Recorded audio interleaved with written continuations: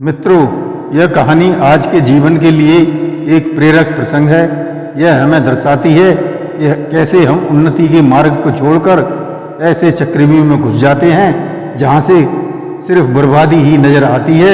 ऐसा ही एक ब्राह्मण ने किया और लालच में फंसकर अपना सब कुछ गंवा बैठा।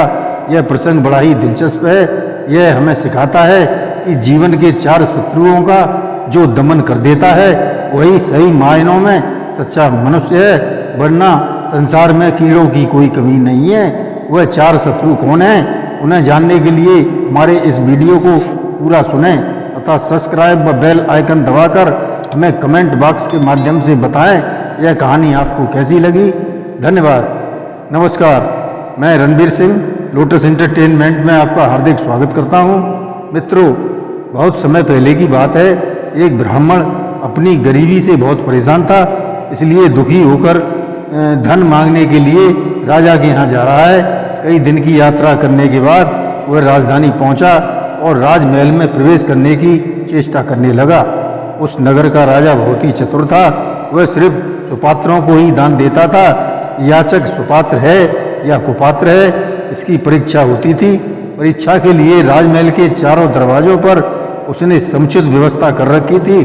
ब्राह्मण ने महल के पहले दरवाजे पर प्रवेश किया ही था कि एक वेश्या निकलकर सामने आ गई। उसने राजमहल में प्रवेश करने का कारण ब्राह्मण से पूछा। ब्राह्मण ने उत्तर दिया, मैं राजा से धन की याचना करने आया हूँ, इसलिए मेरा राजा से मिलना आवश्यक है ताकि मैं उनसे कुछ धन प्राप्त कर सकूं, जिससे मैं अपने परिवार का गुजारा कर पाऊं। तब वेश्या ने कहा, महोदय, आप राजा के पास धन मांगने जरूर जाएं, पर इस दरवाजे पर तो मेरा अधिकार है। मैं अभी काम से पीड़ित हो रही हूँ, इसलिए आप यहाँ से तभी जा सकते हैं जब मुझसे रमण कर लें, अन्यथा दूसरे दरवाजे से चले जाओ। ब्राह्मण को वेश्या की शर्त स्वीकार नहीं हुई। उसने अधर्म का आचरण करने की अपेक्षा दूसरे द्वार से जाना उचित समझा। वहाँ से लौटकर वह दूसरे दरवाजे से प्रवेश करने लगा। 2 ही कदम भीतर पड़े होंगे कि एक पहरेदार सामने आया। उसने कहा, इस दरवाजे पर महल के मुख्य रक्षक का अधिकार है। यहाँ वही प्रवेश कर सकता है जो हमारे स्वामी से मित्रता कर ले।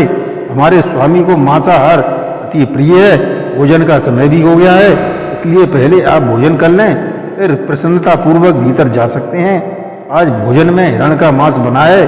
ब्राह्मण ने कहा, मैं मांसाहारी भोजन नहीं कर सकता, यह अनुचित है। पहरेदार ने साफ साफ बता दिया कि फिर आपको इस दरवाजे से जाने की अनुमति नहीं मिल सकती, इसलिए आप किसी और दरवाजे से महल होकर जा सकते हैं।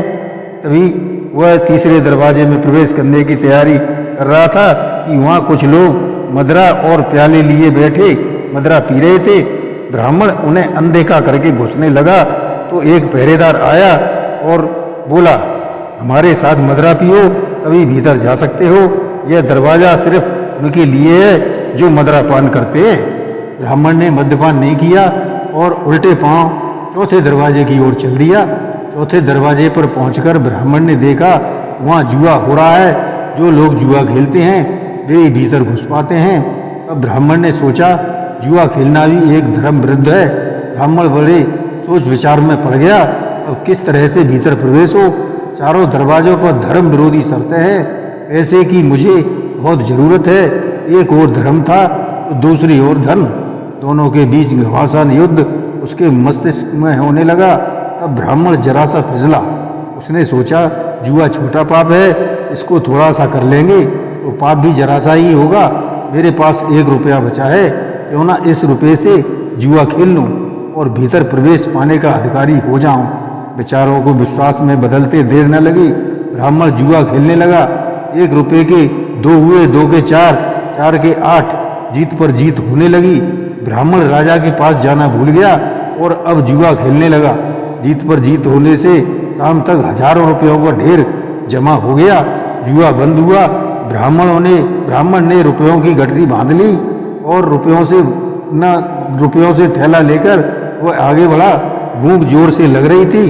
पास में कोई भोजन की दुकान न थी। तब ब्राह्मण ने सोचा, रात का समय है, कौन देख रहा है, चलकर दूसरे दरवाजे पर मांस का भोजन मिलता है, वहीं क्यों ना खा लिया जाए। वहाँ स्वादिष्ट भोजन मिलता है और पैसा भी खर्च नहीं होता। दोहरा लाभ है। जरा सा पाप करने में कोई हर्ज नहीं है। मैं तो लोगों के पाप का प्रायश्चित कराता हूँ, फिर अपनी क्या चिंता है, कर लेंगे कुछ ना कुछ। फिर ब्राह्मण ने मांस मिश्रित स्वादिष्ट भोजन को छककर खाया। अस्वाभाविक भोजन को पचाने के लिए अस्वाभाविक पाचन पदार्थों की जरूरत पड़ती है। तामसी भोजन करने वाले अक्सर पान बीड़ी शराब की शरण लिया करते हैं। कभी मांस खाया न था, इसलिए पेट में जाकर मांस अपना कर्तव्य दिखाने लगा। अब उसे मद्यपान की आवश्यकता महसूस होने लगी। अब वह आगे वाले दरवाजे पर पहुंचा और मदिरा की कई प्यालियां चढ़ा ली।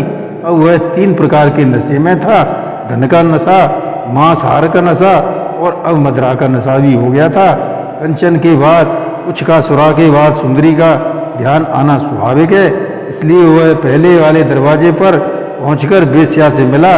तब वेश्या ने उसी पूरी तरह से संतुष्ट किया और ब्राह्मण से वह सारा धन ले लिया जो उसने जुए में जीता था।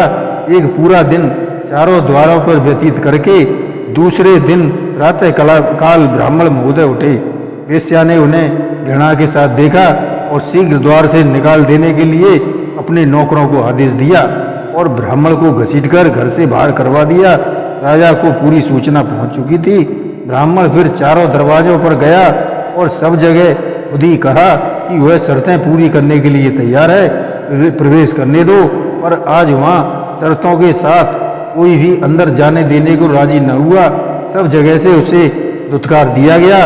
ब्राह्मण को माया मिली न राम, जरा सा पाप करने में कोई हानि नहीं है, यही समझने की भूल में उसने धर्म और धन दोनों गंवा दिए। अपने ऊपर विचार करें, कहीं ऐसा ही गलतियां हम भीतर भी तो नहीं कर रहे हैं।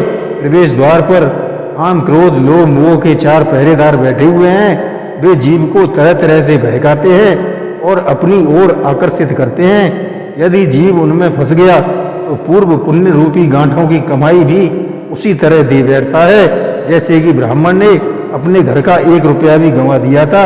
जीवन इन्हीं पापी जंजालों में व्यतीत हो जाता है और अंत में वेश्या रूपी ममता के द्वार से दुत्कार दिया जाता है, जहाँ जाकर रोता पीटता इस संसार से विदा हो जाता है। जय श्री कृष्ण।